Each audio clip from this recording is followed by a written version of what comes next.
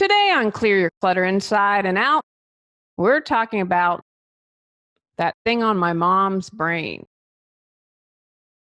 How would you respond if you had to have a life-saving operation and knew you could die? Would you recognize the lesson your illness was trying to tell you? Do you think you could stay present and mindful, or would you slip into fear and worry? Learn how to face a life-altering situation head-on as we continue our month focusing on your future self. Do you control your clutter, or does your clutter control you? On Clear Your Clutter Inside and Out, we'll teach you awareness as well as action steps to create change in your life. Come on, let's get started. Excited for today's episode because we have a guest. As you know, I rarely have guests, and one of the reasons is I get requests weekly, sometimes daily, to have guests on the podcast. Really let my intuitiveness guide this, although my goal is to have people on that I know or have some kind of relationship with, because I know they're going to be awesome. That's going to be a good quality interview. Anyway, today I'm excited because this is a dear friend of mine. Wendy did a reading when we got married, she and her husband, Louis. And Luis has a great laugh. And I always share that because that's something I hope one day, maybe my next lifetime, I'll have an awesome laugh. But you hear him laugh and you want to laugh. And her son, Noah, is turning this great man and young man. And anyway, Wendy's a dear friend. And my father has said to me on more than one occasion, you go through a really stressful life event and you have 5 people that'll stick by you, consider yourself a really lucky woman. And the older I get, I know that that is true. And Wendy and I first met, and I'm thinking it might be 20 years now, worked at a nonprofit. Wendy is she's a major gifts officer, fundraiser. And Wendy got in a car accident and was hit from behind, I believe. And she got the guy to make a donation. I mean, who's able to do that? Wendy was kind of like the Pied Piper. She would go and do these corporate presentations, and she had one group that followed her around to 3 or 4 jobs because she was so awesome. She'd get, like a corporate volunteer day, get donations. She's just an incredible fundraiser. And in that job we had, getting to know Wendy, that she's a good, honorable person. And I'm proud to call her a friend, excited to have her on the show today. I have been asking her, since this happened, it's been 5 years, whenever you're ready. And this last time she said, okay, because she said, you have an open invitation because your story is so important when you want to be on the podcast. And so she finally was like, okay, I think I'm ready. And I asked her and she's like, okay, can we set something up at the beginning of the year and we'll do it. Anyway, she has a great story. And why I wanted to have her on was because talk about clearing your clutter and having, in a moment, a laser focused understanding of what really matters. Clearing that clutter, what is important. And I also wanted to have her on because Wendy got it. Wendy got her life lesson almost immediately. She was able to say, okay, I understand why this happens. How am I going to move forward? She wasn't in the woe is me. And I'm sure she had those moments. She's human. But her focus was, how can I change? What life changes do I need to make? How can I get better?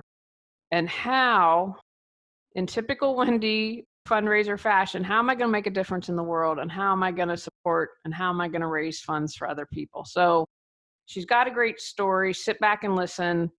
I know that you'll be inspired by Wendy as much as I am. So let me tell you about today's guest. Wendy Santana is a recovering workaholic. She's also a wife, mom, and brain tumor cancer survivor.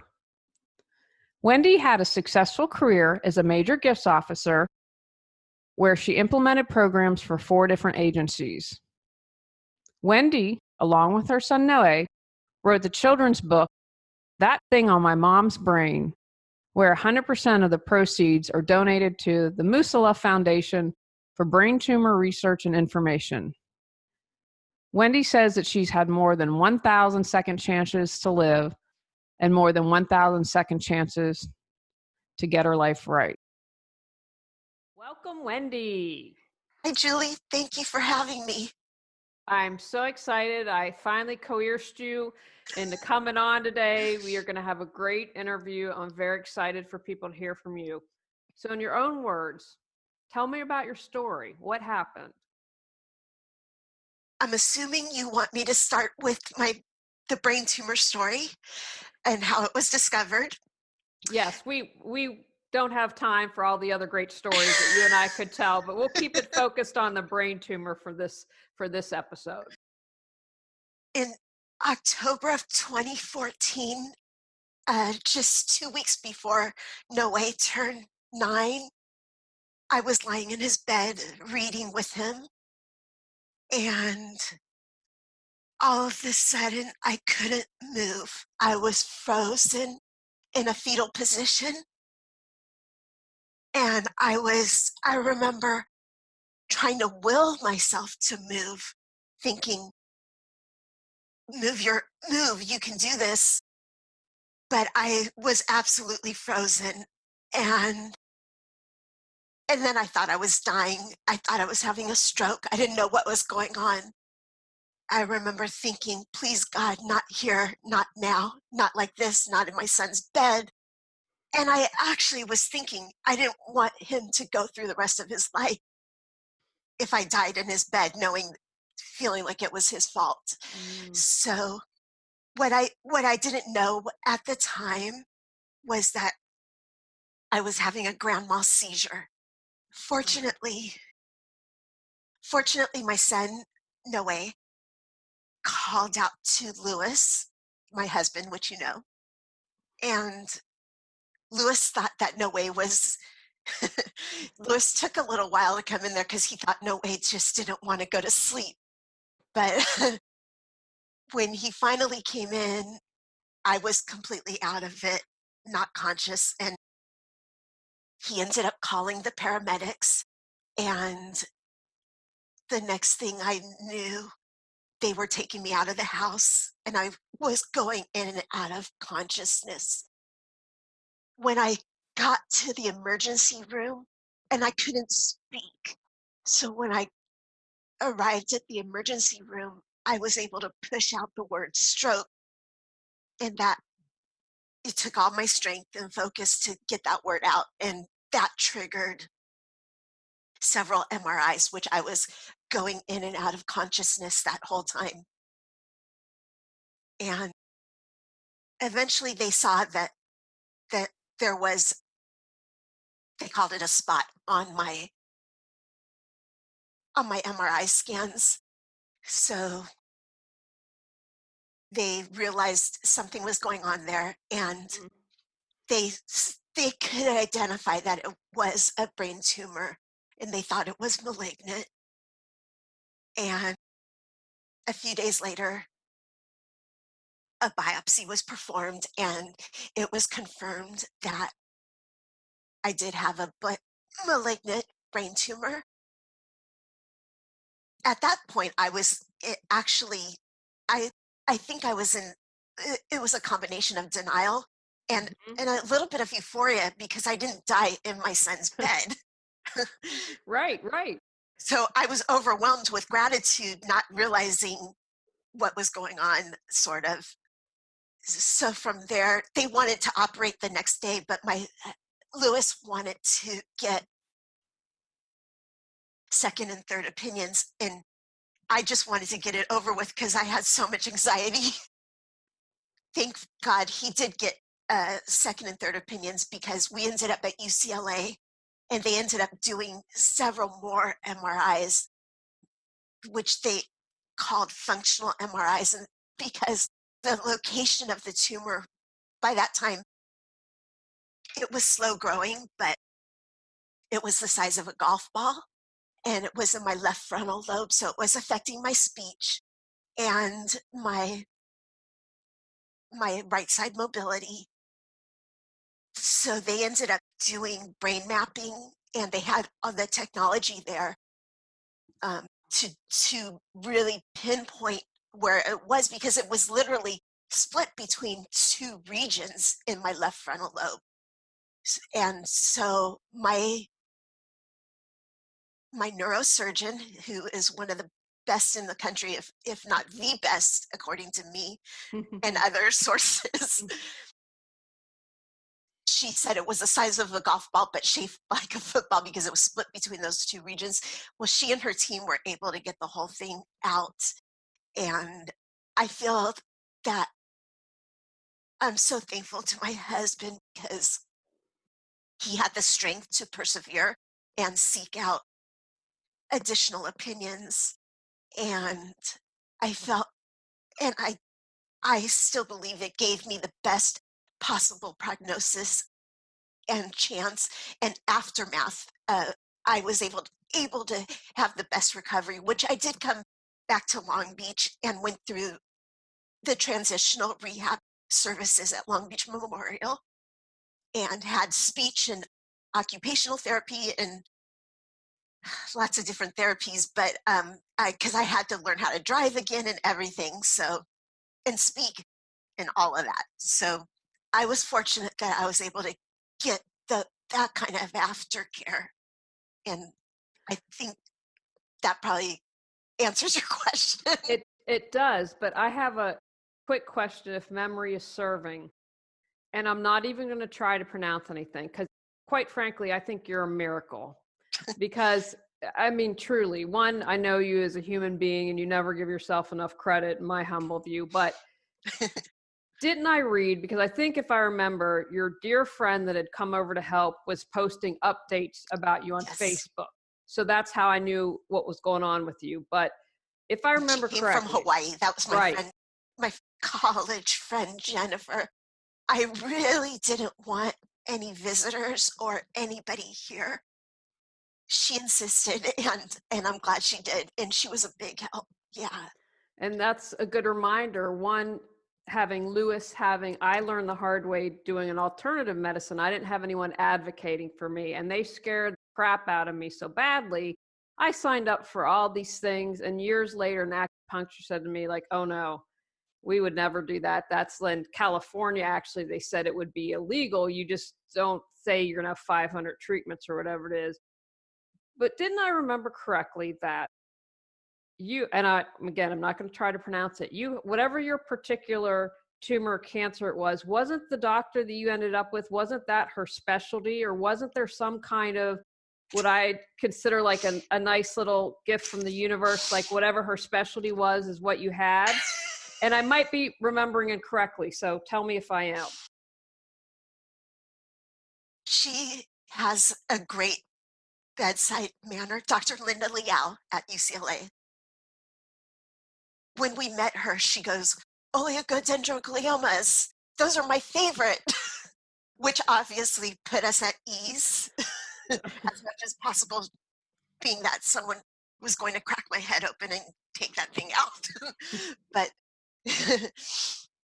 yeah, at that point, I realized I was in the best possible place. And I did really trust that the universe had my back. And granted, I did write goodbye notes to my son and my husband and my family because I didn't know if I was going to make it through the Right. surgery. But I was just glad I didn't die in my son's bed. And I was thankful to be at UCLA with my neurosurgeon because she and her team had my brain. I mean, that's a big deal. Yeah. Now, share with us whatever you want to. What do you think some of the lessons you learned were? I was a workaholic and a perfectionist. I'm still a little bit of a perfectionist. I was in a very stressful situation at work, and I was trying to do too much too fast. The signs were there. My body was giving me signs for several years before. And this wasn't the only issue that I had. I had another major surgery a few years ago that I never would have persevered with any of it if I was still working because of all the doctor appointments and stuff, because I was always overcompensating at work for not feeling well. When all this happened, I lost my job, and there were tons of lessons in that, but I did too much too fast and Hmm. without enough support. And I pushed through all the messages that my body was sending me. If I had listened and slowed down, I was very sick and I didn't know it. So my messages are, listen to your body. I did go to my doctor a few weeks before the diagnosis, but she said I only have 15 minutes, just because I complained just in general. I wasn't in tune enough specifically with what was going on, and probably it was all general. But now that I know the signs of a brain tumor, I look back and go, oh, no wonder this and this and this and that. But she's she's like, I only have 15 minutes, and I was misdiagnosed with several things and given medication and sent on my way. So I say, listen to your body, advocate for yourself, and don't be a people pleaser or a workaholic, which are lessons that I had to learn the hard way. Because in the long run, the people that were there for me were my true friends and family. And fortunately, my family was still there for me, even though I was neglecting them because I was overcompensating at work so much. So I got really lucky in that regard. But yeah, that's basically what I learned. The main things that I want people to learn from my story is people pleasing is bad for your health, and workaholic doesn't work. You have to have this self confidence to know your own worth, and that there's a whole reason why I never knew my worth, but that's for another show or a book that I'm writing. You need to know your worth. I'm so happy that you said that, because I often say you're good enough and you are worthy enough and you're loved no matter what. And in my view, it all boils down to that, because we're either hanging out in fear or we're hanging out in love. And when you feel confident, or you said are worthy enough or good enough, you're saying, hey, yeah, I'm doing what's best for me. You know, if the organization doesn't raise the funds, oh well, I've done my job, I've done what I can, and I'm good enough. Someone I was working with at the time, she was afraid I was going to make myself sick because I was working so hard. Wendy first doesn't give herself enough credit, because she's a very loving person and easy to love. And she's going to get a surprise when she listens to the intro, because I brag on her fundraising skills, because that's how we met each other.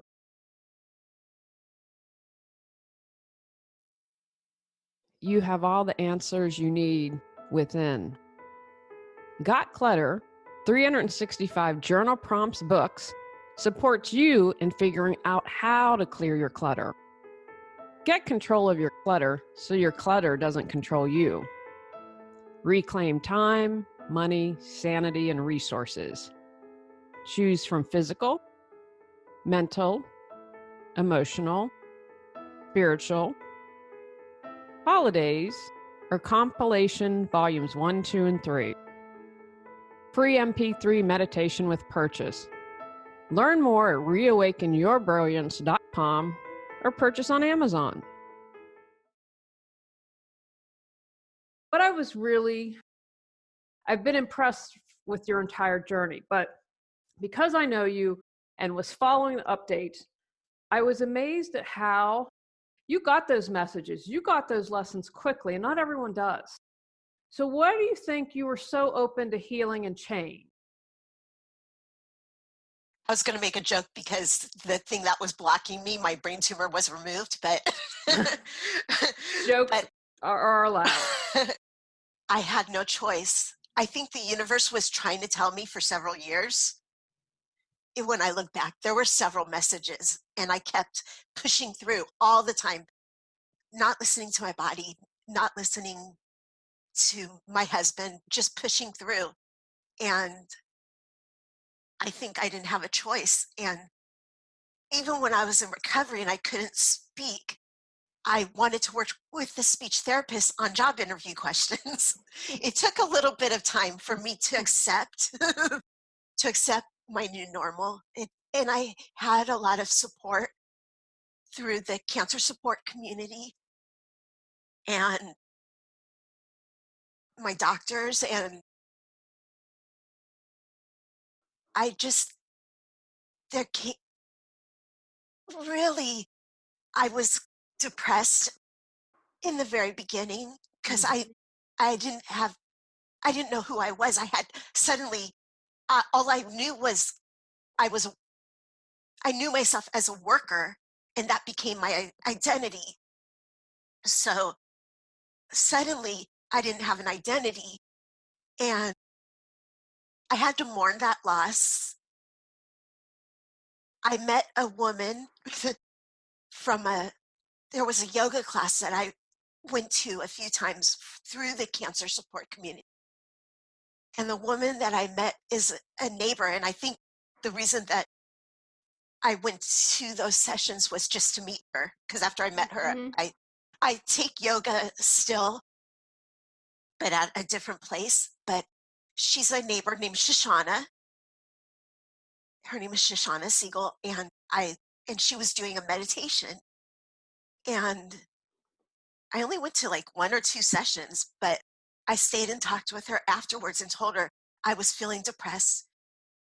And she said, I want you to say yes to 25 things.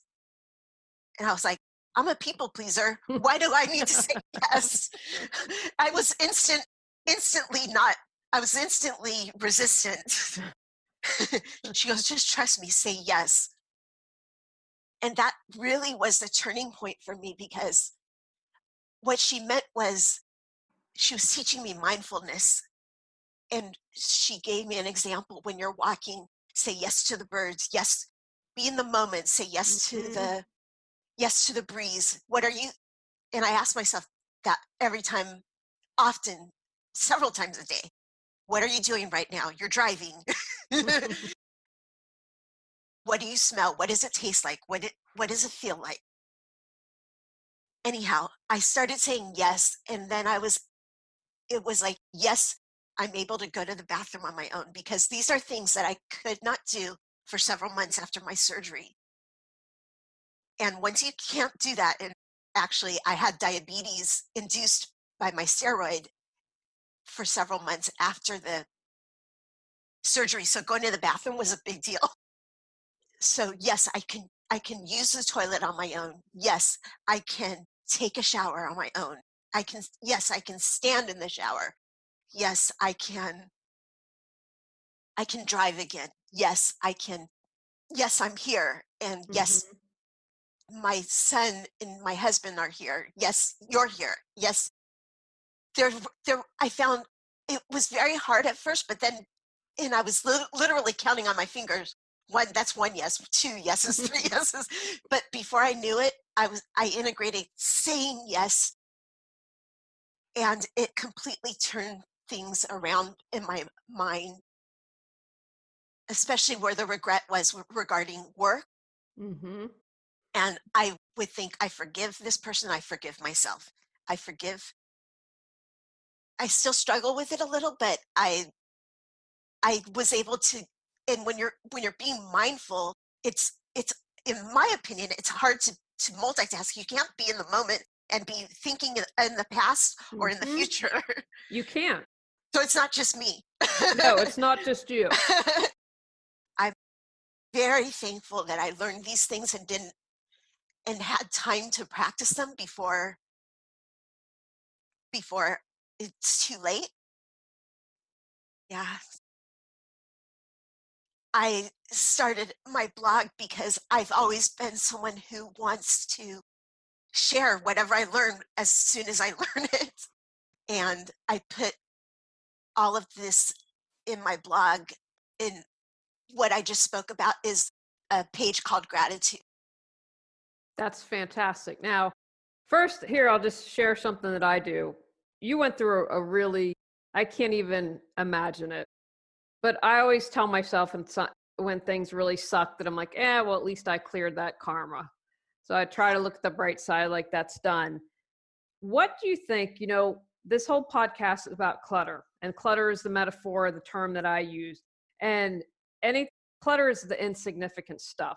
What do you think, as a result of your experience, like what insignificant stuff have you let go? Like an example, my husband's going to be annoyed that I shared this, but it would bother me like if he leaves his underwear and socks on the floor and I have to pick them up and put them in the hamper.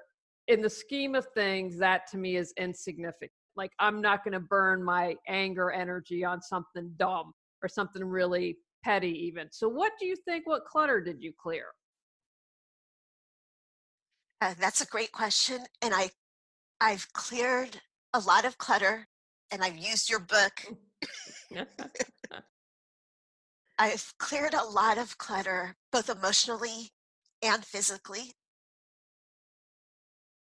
It started with I never even made baby books when I was carrying all that around with me, the guilt of not having the baby books and the guilt of not putting photo books together after we would go on vacations and stuff, which I would,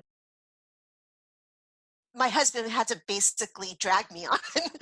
I would go reluctantly, except for when we went for your wedding. But I would go reluctantly because everything was about work for me.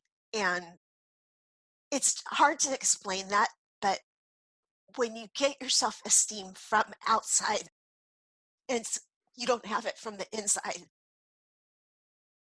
basically, that's the biggest shift that happened in me. I guess you could call that clutter. I went from being so consumed with other people's approval to having it within me. I learned another great mantra that I say to myself, and I said it this morning many times. I learned it from Shoshana as well, and it's I'm doing the best I can, and my best is good enough. Anyhow, back to the books. I started with me going through boxes and boxes of photo albums, and then I had all these digital photos and so forth. So I spent a lot of time getting all those organized, and then I made a family photo wall, like a family tree for my son, and I basically just wanted him to have something, and I felt a lot better once I did that. Mentally, I had a lot of work to do to let go of how bad I felt about losing, not being able to work and losing my job. And I used to rely on my personality to connect with people, which is coming back, but I had to find other skills.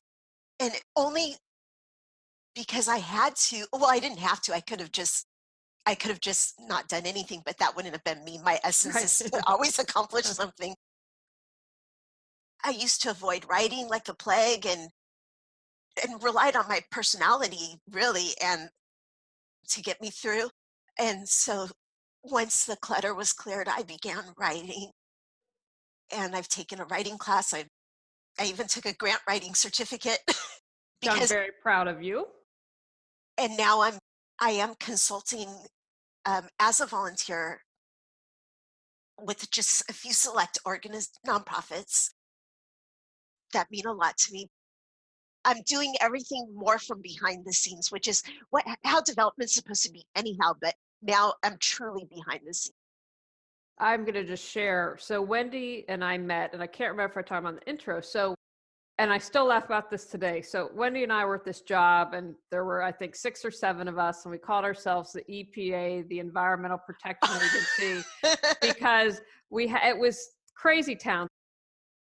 So when I first met Wendy, I was a grant writer, and Wendy is phenomenal and can go out and raise money like no one I've ever known. And I kind of chuckled because she was like, I was like, Wendy, I'll just write the grants. I don't want to talk to people. You go out and do it. I will give you credit. I promise. I'm just writing the thing. And when all of us were laid off but Wendy, and they couldn't have done it. Well, one, Wendy had, I'm keeping it real, just you had the better attitude. Some of us had stinky attitudes, and there was no, because at this point we were like, okay, this is nuts. This is really crazy here. And so they kept Wendy, they couldn't let her go. But the fact that you got your grant writing certificate, I'm so proud of you. I know that what accomplishment it is. And I'm on your list, sir. So you're a good writer. And I'm thrilled that you're putting yourself out there, because with all the internet trolls and keyboard warriors, for someone who hasn't had a brain tumor, it's stressful putting yourself out there. Thank you, Julie. You're a fantastic grant writer, but you're also, I'm amazed at what you've done with your life. I remember when you left Los Angeles and you said, I'm visualizing finding a husband, finding a new career, and you visualize it and you made it happen, and you're living what you're living it. I'm so proud of you too.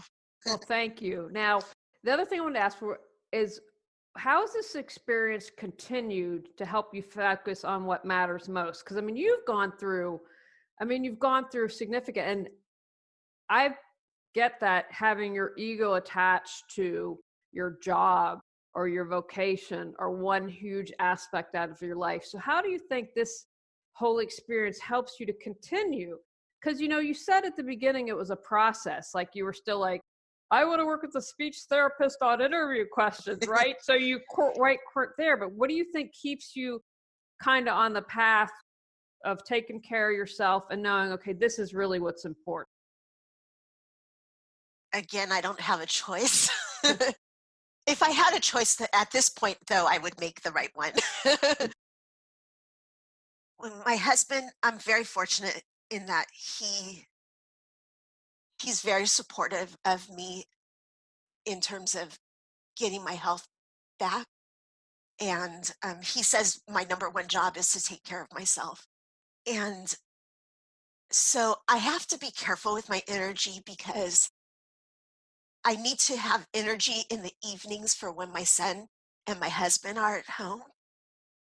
I just need to conserve my energy. So I have to make good choices. And part of that is from accepting this is my new normal. I, I forgot what your question was. No, about keeping on, how this reminds you to keep on, to focus on what really matters and letting the insignificant stuff go.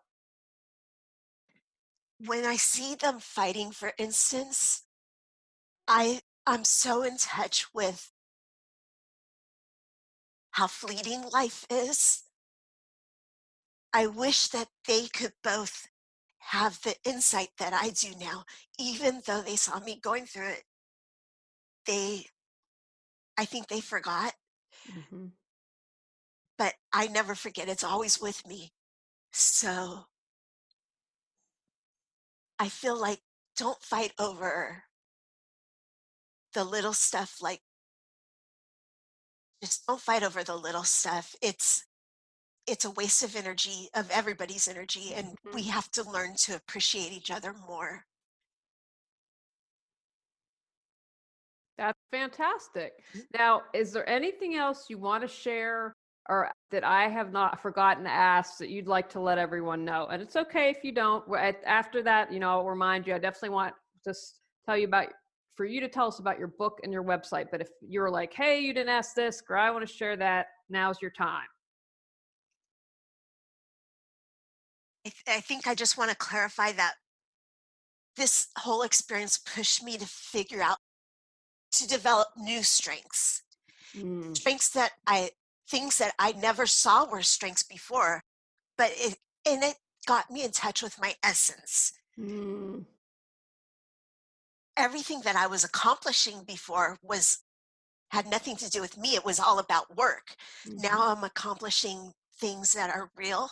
I'm hoping that someone will hear this interview and it will help them. I'm putting myself out there. I've done a few speeches and stuff. I'm so much more present for my husband and son now, or for Lewis in a way.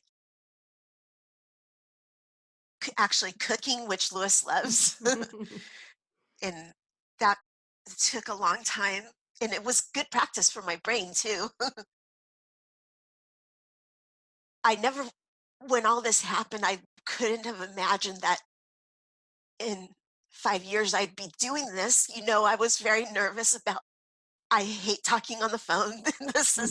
I was extremely nervous about this, but I feel that, I feel like you said that it's meant to be, and that I do have an important message that I want to help anybody with a chronic illness or who's struggling, because it's all the same. Like, you need to listen to your body, and work is important, but it's not everything. Relationships, real relationships with your friends and family are what matters most. And listening to the your higher self. Mhm. My higher self told me to take this interview too, but even though I don't know what's going to come of it. You've been brilliant. You've been absolutely fantastic. And I know that you have helped people and you're going to continue to help people in the future. Now, I would love for you, and I'll put this in YouTube and on the show notes, tell people your blog, and that is there a link, or tell, I know we can buy your book on Amazon, but tell people about your blog and the book. My blog is called Second Chance to Live, second with the number two, ND, chance, and then two, live.com. And it's called Second Chance to Live because Lewis would always tell me, you've been given a second chance. Because the rate I was going before, I was so wound up and just not paying attention, not in myself enough, not present and in my body enough. So this has really been a second chance to get it right. And I'm trying to learn every lesson that I can and then share it with people. Mhm. Regarding my book, this is it. It's Oh, called, good. You bought it. Yay. So those on YouTube. it's called That Thing on My Mom's Brain. And it's available on Amazon and or through my blog. And every penny that is made from the residual of the book sales, because it's on Amazon, self-published by the Musella Foundation for Brain Tumor Research and Information. So it's expensive to publish on demand like that, but Mhm. every book that is purchased, the residuals go toward to the directly to the foundation. So my son and I did this a few months after my craniotomy. Again, I could barely speak. It was kind of the development side of me that felt I had to accomplish something. I had to make this, I had to do something and make it benefit people as much as I could. Noe actually did all of the illustrations, and we kept it true to, really true to what he did. And he was 9 Yeah. at that point. He was 8 when all this happened, and then he was 9 when we were working on the book. We were able to get the Port of Long Beach Employees Club to do a fundraiser for the book because my husband works there. He's a manager. So we got the Employees Club to do a book fundraiser where they put multiple copies in every Long Beach library. and there's like 17 libraries or something. So that was pretty big, and it was successful, and hundreds of books have been sold, and literally thousands of dollars have been raised through that. And it was also good because it helped Noe and I to process what we Mhm. went through. Imagine being an 8-year-old and your mom is lying in bed with you. And by the way, that was my quality time with Noe in Oh, bed. yeah. So he would wait up every night for me to get home or to come to his bedroom. And that was our quality time at that point because I was such a workaholic. And you're laying there, and then your mom is reading, and suddenly this happens. Mhm. So there were things that he remembered from the experience that I couldn't remember, and vice versa. Like I had no idea that I threw up all over his room. Oh, That's wow. in the book too. Yeah, that's in the book too. There there are also a lot of people that we wanted to thank, and the book was a way to do that as well. But most importantly, it helped us to process our thoughts and really encourage each other and get on the same page and talk about it. So that's what I'm hoping it would do because it's so specific to us. So I don't know. And there have been people in the Brain Tumor community who told me they've read it to their children to help Aw. their children to understand what's going on with them.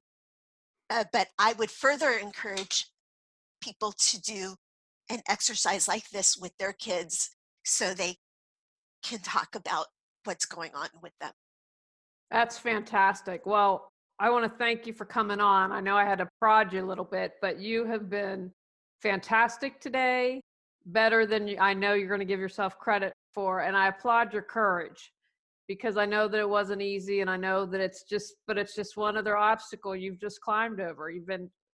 Your advice and sharing your story. I'm in gratitude. Thank you. Thank you so much, Julie. Thank you for seeing the for giving me a platform to share and try to share my message and to for seeing the value in my story and what I have to share as well. You're Thank most you. welcome. On our next episode, we're talking about knowing when it's time to move on. Go out, clear your clutter to create the life you choose, deserve, and desire. When you clear your clutter, you can share your gifts with the world.